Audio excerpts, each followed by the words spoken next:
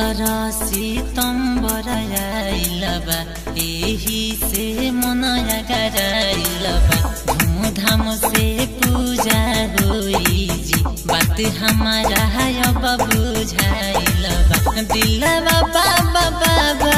बोले हो बाबा बाबा विश्वकर्मा के सब नामवा बोले हथिया के सुढ़ावा डोले बाबा विश्वकर्मा के सब नामवा बोले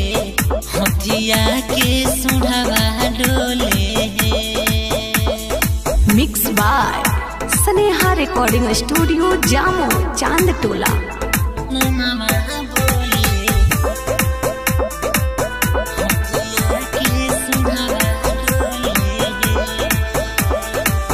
जहाँ जहाँ देखे भैया इनके दरबार चले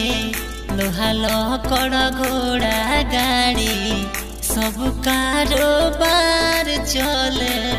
सब कारोबार चले इन्हीं के नाम लेके सब लोग ये गुहार करेला पूजा सब इन्हीं के देखो तैयार करेला लड्डुआ मिठाइया गोले हो ए हो बाबा बाबा विश्वकर्मा के सब नामवा बोले हथिया के सुढ़ावा डोले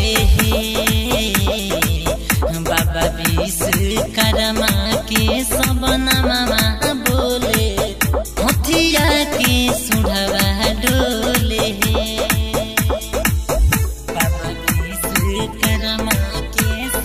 mix by Sneha recording studio Jamo Chand टोला।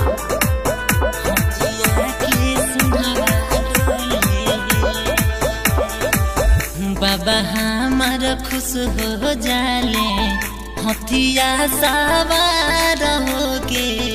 हरदम आवेले सेवा खा दुआर होके सेवा खा दुआर होके रितेश बलमुआ सुजित दीपू आज दर्शन करी है डीजे बजा के खूबे झूमी है करी जमन मन करी है भजन गई है होले होले ए हो बाबा बाबा विश्वकर्मा के सब नामवा बोले हथिया के सुढ़ावा डोले।